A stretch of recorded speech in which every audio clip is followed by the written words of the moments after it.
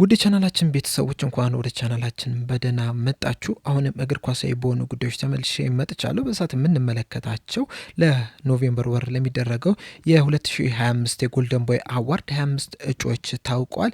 እንደዚሁም ደግሞ ኤሊት ኤንደርሰንን ለማስፈረም ቼልሲዎችና ማንቸስተር ሲቲዎች ከፍተኛ ፍላጎት አሳይተዋል እየተባለ ይገኛል። እነዚህን እንግዲህ በቆይታችን የምንመለከት ይሆናል። እስከ መጨረሻው ደቂቃ ድረስ አብራችሁኝ እንድትቆዩና ፕሮግራሞችን እንድትከታተሉ በአክብሮት እጋብዛለሁ። እንደዚሁስ ለጎልደን ቦይ አዋርድ ያልታጩ ነገር ግን መታጨት ነበረባቸው የምትሉትን ተጫዋቾች በተጨማሪም ደግሞ ኤሊት ኤንደርሰን ከኖቲንጋም ፎረስት ቢለቅ ለየትኛው ክለብ የበለጠ ተስማሚ ይሆናል የሚለውን ግምታችሁን እንዳለ ኮሜንት ሴክሽን ላይ በመጻፍ አሳውቁኝ። ሰብስክራይብ፣ ላይክ፣ ሼር እያደረጋችሁም የቻናሉ ቤተሰብ እንድትሆኑ በአክብሮት እጠይቃለሁ።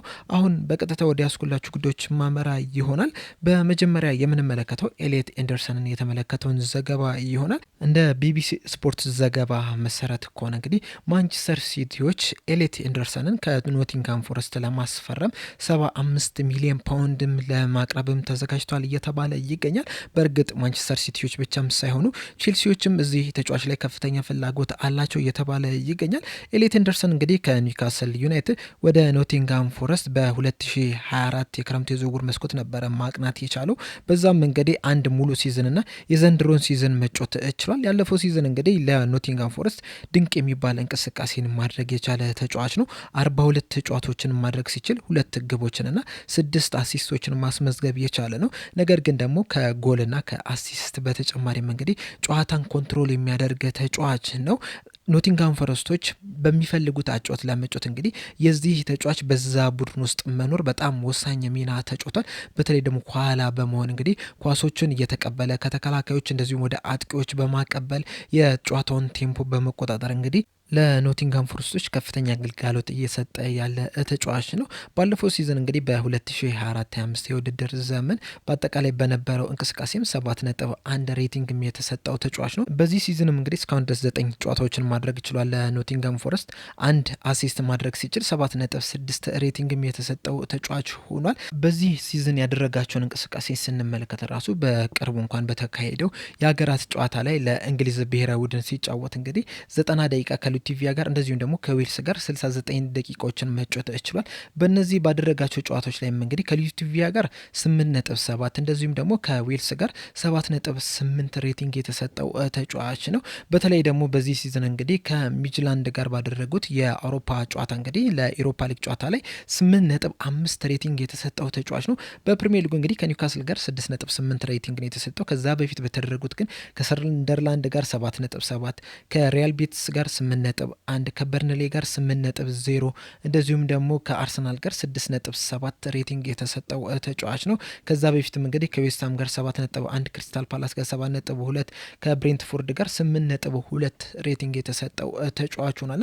በዚህ እንቅስቃሴውም እንግዲህ ለሀገሩ ብሔራዊ ቡድን እንግዲህ መጠራትም ይችላል። በመጀመሪያው የኢንተርናሽናል ብሬክ ወቅት ራሱ ባደረጋቸው እንቅስቃሴ እንግዲህ ከሰርቢያ ጋር 90 ደቂቃ ተጫውቶ 7.7 ሬቲንግ ተሰጥቶታል።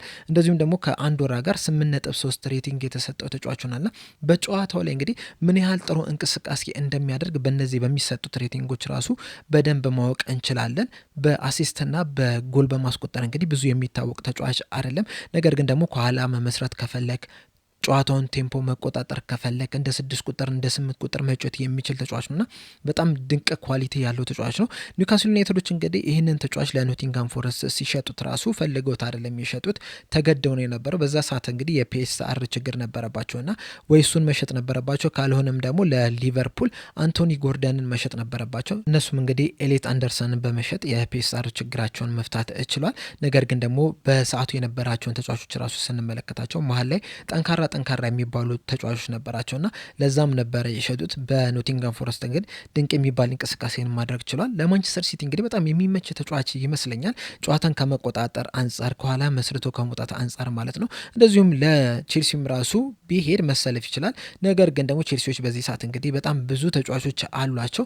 በእርግጥ ይህ ተጫዋች እንግዲህ ኳሊቲ ያለው ተጫዋች ስለሆነ ከሞይሴስ ካይሴዶ ጋር በመሆን እንግዲህ በቋሚነት ይጀምራል ተብሎ ይጠበቃል። እናም ግን ማን ነው ይህን ተጫዋች የሚያስፈርመው የሚለውን ነገር እንግዲህ አብረን የምንመለከተው ጉዳይ ይሆናል። ሌላኛው የምንመለከተው ደግሞ ኖቬምበር ወር ላይ ለሚደረገው የ2025 የጎልደን ቦይ አዋርድ 25 እጩዎች ይፋ ተደርጓል። እነዚህ እንግዲህ የምንመለከት ይሆናል።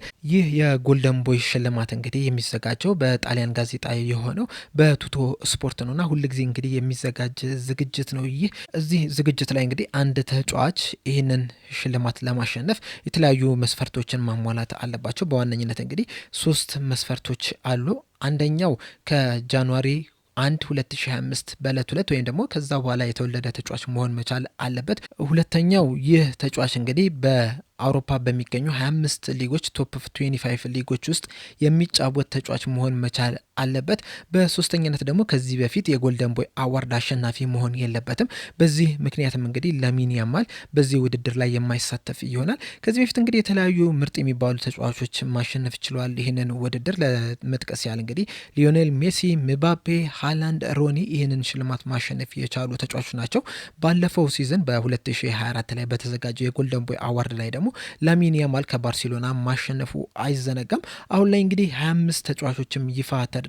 ከነዚህም መካከል እንግዲህ ሪያል ማድሪድ እና ፒኤስጂ ሶስት ተጫዋቾችን በማስመረጥ የመጀመሪያዎቹ ወይም ቀዳሚ ክለቦቹ መሆን ችሏል። እነዚህን 25 እጩዎችን ስንመለከት እንግዲህ ከባርሴሎና ፓው ካብራሲ መመረጥ ችሏል። ይህ ተጫዋች እንግዲህ የባርሴሎና የኋላ ደጀን ነው እየተባለ የሚገኙና ባርሴሎናዎች እንግዲህ ምርጥ ተከላካይ አላቸው ቢባል ይህ ተጫዋች ነው። ከሪያል ማድሪድ ቤት ደግሞ ቅድም እንዳልኳቸው 3 ተጫዋቾች መመረጥ ችሏል። ዲን ሁድሰን፣ አርዳ ጉላር እና ፍራንኮ ማስታቶ መመረጥ ችሏል። ዲን ሁድሰን እንግዲህ ባለፈው አመት ወይም ባለፈው ሲዝን እንግዲህ በበርንማውዝ ቤት ድንቅ የሚባል እንቅስቃሴ ማድረጉን ተከትሎ ነው ወደ ሪያል ማድሪድ መሄድ የቻለው። ሪያል ማድሪድ ከመሄዱ በፊት እንግዲህ በተለያዩ ክለቦችም ሲፈለግ የነበረ ተጫዋች ነው።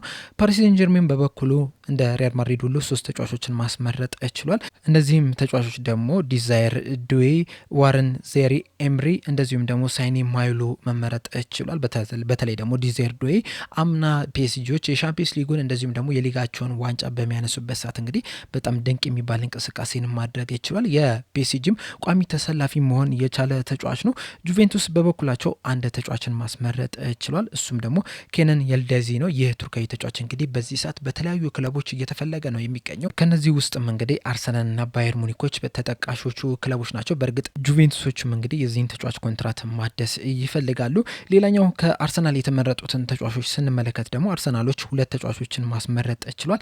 ኤቴን ኖያኖሬ እና ማይል ሊዩስ ስኬሊ መመረጥ ችሏል። በተለይ ደግሞ ባለፈው ሲዝን እንግዲህ ማይል ስኬሊ እንግዲህ በጣም ድንቅ የሚባል ተጫዋች ሆኖ መመልከት ችለናል። የአርሰናል እንግዲህ ቋሚ ተሰላፊ ውስጥ መግባት የቻለ ተጫዋች ነበረ። በእርግጥ በዚህ ሲዝን እንግዲህ ቦታውን በካላፊዮሪ ቢነጠቅም ባለፈው ሲዝን ግን በጣም ድንቅ የሚባል እንቅስቃሴን ማድረግ የቻለ ተጫዋች ሆኗል። ቼልሲ በበኩላቸው 2 ተጫዋቾችን ማስመረጥ ችሏል። አንደኛው ጀራል ሃቶ ሲሆን ሌላኛው ደግሞ ስታቪዮ ናቸው። እነዚህ ሁለቱም ተጫዋቾች እንግዲህ ባለፈው ሲዝን በቼልሲ ውስጥ አይደለም የነበሩት፣ ነገር ግን ምርጥ የሚባል እንቅስቃሴ ማድረጋቸውን ተከትሎ እንግዲህ በዚህ ዝርዝር ውስጥ መካተት ችሏል። ሌላኛው የለንደን ክለብ የሆነው ቶተናም ሆስፐርም እንግዲህ 2 ተጫዋቾችን ማስመረጥ ችሏል።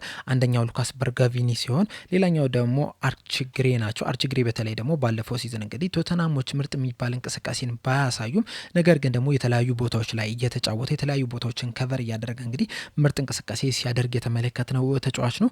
ሌላኛው ከስፖርቲንግ የተመረጠው ደግሞ ጆቫኒ ኳንዳ የተባለው ተጫዋች ነው። ማንቸስተር ዩናይትድ ደግሞ ሌኒዮሩን ማስመረጥ ችሏል። ሌኒዮሩ እንግዲህ በጣም ትልቅ ተስፋ የተጣለበት ምርጥ ተከላካይ ተጫዋች ተብሎ ነው እንግዲህ ወደ ማንቸስተር ዩናይትድ መምጣት የቻለው። በማንቸስተር ዩናይትድ ቤትም እንግዲህ በጣም ጥሩ የሚባል እንቅስቃሴን እያደረገ ነው የሚገኘው። ሌላኛው የተመረጠው ተጫዋች ደግሞ ከማንቸስተር ሲቲ ኒኮ ኦራይሊ ነው። ኒኮ ኦራይሊ እንግዲህ ባለፈው ሲዝን በማንቸስተር ሲቲ ቤት ብሬክ ስሩ ያደረገበት አመት ነው የነበረው። ከአካዳሚ ወጥቶ እንግዲህ በጣም ጥሩ የሚባል እንቅስቃሴን ሲያደርግ የተመለከትነው ተጫዋች ነው። ከቦርሲያ ዶርትመንት ደግሞ ጁድ ቤሊንግሃም መመረጥ የቻለ ተጫዋች ነው። ጁድ ቤሊንግሃም እንግዲህ ባለፈው ሲዝን በሰንደርላንድ ቤት በጣም ድንቅ የሚባል እንቅስቃሴን ሲያደርግ የተመለከትነው ተጫዋች ነው። ምናልባትም እንደ ወንድሙ እንደ ቤሊንግሃም ራሱ በጣም ምርጥ ተጫዋች ሊሆን የሚችል አቅም ያለው ተጫዋች ነው ተብሎ ነው እንግዲህ ወደ ቦርሲያ ዶርትመንት እንዲቀላቀል የተደረገው። ኢንተር ሚላን በበኩላቸው አንድ ተጫዋች ማስመረጥ ችሏል። ፍራንሲስ ኢስፔቲዮ የተባለ ተጫዋች ነው። ፖርቶ ደግሞ ሮድሪጎ ሞራት የተባለው ተጫዋችን ማስመረጥ ችሏል። ሊቨርፑሎች በበኩላቸው ጆቫኒ ሊዮኒን ማስመረጥ ችሏል። ጆቫኒ ሊዮኒ እንግዲህ ባለፈው አመት በጣሊያን በፓርማ በነበረው ቆይታ በጣም ድንቅ የሚባል ተጫዋች መሆኑን ያስመለከተ ተጫዋች ነው። እንደውም አንዳንድ የጣሊያን ዘገቦች እንግዲህ የወደፊቱ የጣሊያን ምርጥ ተከላካይ ተጫዋች የሚሉ ዘገባዎችን ይዘው ሲወጡ መመልከት ችለናል። ይለናል። በሊቨርፑል ቤትም እንግዲህ ድንቅ የሚባል ጅማሮን መጀመር ችሎ ነበር። በተለይ ደግሞ በሊግ ካፕ ከሳውዛምፕተን ጋር በተደረገው ጨዋታ እንግዲህ ምርጥ የሚባልን እንቅስቃሴ ማድረግ ችሎ ነበረ። ነገር ግን ደግሞ ባጋጠመው የኤሲኤል ጉዳት ምክንያት እንግዲህ በዛ ጨዋታ ላይ ጨዋታውን ሳይጨርስ መውጣት ይችላል። በዚህ የኤሲኤል ጉዳት ምክንያትም እንግዲህ የዚህ ሲዝን የዚህ የተጫዋች የመጫወት ነገር እንግዲህ አክትሞለታል። በቀጣይ ዓመት ነው ይህንን ተጫዋች ልንመለከት የምንችለውና የዚህ ጉዳት እንግዲህ ተጫዋቹ ላይ ምን ያህል ተጽዕኖ ይፈጥራል የሚለውን ነገር እንግዲህ በቀጣይ ሲዝን የምንመለከተው ይሆናል። ነገር ግን በዚህ ዓመት ግን የምርጥ ተጫዋቾች የ25 ጎልደን ቦይ ዝርዝር ውስጥ መካተት የቻለ ተጫዋች ሆናል። ከክለብ ብሩጅ ደግሞ አሌክሳንድሮ ስታኮቪች መመረጥ ችሏል። እንደዚሁም ከባየር ሌቨርኩሰን ኤሊሴ ቤን ሳሂር የተባለ ተጫዋች ተመርጧል። ከፖርቶ ደግሞ ቪክተር ፍሮሆልዲት የተባለ ተጫዋች ሲመረጥ፣ እንደዚሁም ደግሞ ከስቱትበርግ ደግሞ ማማዶ ሳር የተባለ ተጫዋች መመረጥ ችሏል እና እነዚህ አጠቃላይ የዘረዘርንላቸው 25 ተጫዋቾች እንግዲህ ለጎልደን ቦይ አዋርድ መመረጥ የቻሉ ተጫዋቾች ናቸው። ከነዚህ 25 ተጫዋቾች መካከልም እንግዲህ የፒኤስጂ ተጫዋች የሆነው ዲዛይር ዶዌ የዘንድሮ ዓመት የጎልደን ቦይ አዋርድ አሸናፊ ይሆናል ተብሎ ግምት ውስጥ መግባት ይችላል። ባለፈው ዓመት እንግዲህ ከፒኤስጂ ጋር ድንቅ የሚባል እንቅስቃሴ ማድረግ ይችላል። እንደዚሁም በባላንዶር ራሱ ከፍተኛ ቦታ ላይ ተቀምጦ መጨረስ የቻለ ተጫዋች ነውና በዚህ ዝርዝር ውስጥ እንግዲህ በዚህ ዓመት የጎልደን ቦይ አዋርድ አሸናፊ ይሆናል ተብሎ ይጠበቃል። በእናንተ ግምትስ ማን የዚህን የጎልደን ቦይ አዋርድን ያሸንፋል የሚለውን ሀሳባችሁን እንዳለ ኮሜንት ሴክሽን ላይ በመጻፍ አሳውቁኝ። ለአሁን እኔ እዚህ ላይ በቃው። በቀጣይ በሌላ እስከምንገናኝ ድረስ ሰብስክራይብ፣ ላይክ፣ ሼር ማድረግ እንዳትረሱ። ቸር ያቆየን።